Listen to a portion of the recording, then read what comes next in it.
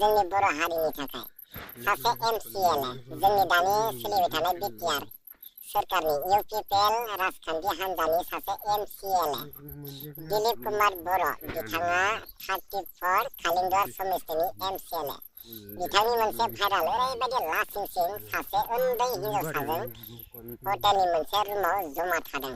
लोगोफोर नोंथांमोना भिडिअखौ जोबदो। ओरैबायदि साननो गोनां ओरैबायदि लासिंसिं गावखौनो मा सानना लादों बिसोरो गावखौनो बिराद गोरों सानबाय नामा दा सासे उन्दै सिख्लाखौ गयायाव लांनानै मोनसे हटेल रुम भारा लानानै एकदम रस्न लीला खालामहैनो बेफोरबायदि एखेबारे गावखौनो थाखा फैसा दङ ना रावबो जेबो खालामनो हाया सानदों नामा बे MCAL दिलीप कुमार बर'आ जाय 34 कालिंदर समिस्थिनि MCAL बिथाङा मोनसे गयायाव बेरायनो थांनानै दाबसे हटेलाव सासे उन्दै हिनजावसा 16-17 बोसोरनि हिनजावसाखौ रुमाव लांनानै जमा उन्दुदों।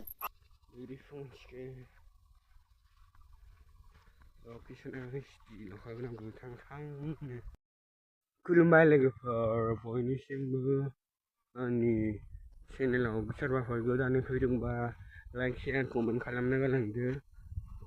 भिडिअखौ मोजां मोनदोंबा जोबजासिम नायलां। लोगोफोर फार्स्ट टाइम आं क्लिपखौ होखादों नोंथांमोना भिडिअखौ जोबजासिम नायलां। लोगोफोर भिडिअखौ नायलांदो बिदिब्ला। खुलुमबाय। We are in Thailand.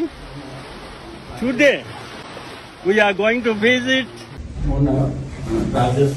जों समान गावनि फिसाजों समान बैसोनि उन्दै गथ' 16 बोसोरानो जादोंना जायाखै ओरैबायदि लासिंसिं बेबायदि इसिबां गावनि समान फिसाजोजों बैसोजों समान गथ'जों बे उन्दुनो लाजियासै बियो गावखौनो थाखा फैसा दङ होननानै गावहा पावाराव दङ होननानै सोरखाराव थानाय मानसि होननानै गावखौनो बिराद गिदिर साननानै बेबायदि लासिंसिं खामानि मावनो लाजियासै नामा बियो बेखौ बोख्लायनांगौ MCALनिफ्राय बेखौ बोख्लायनांगौ आरो बिटिआर सोरखारनिफ्राय बेखौ आउट खालामनांगौ मानगोनां प्रमद बर' सार बिथांमोना बिनि सायाव खुलुमबाय। We are in Thailand. Today we are going to visit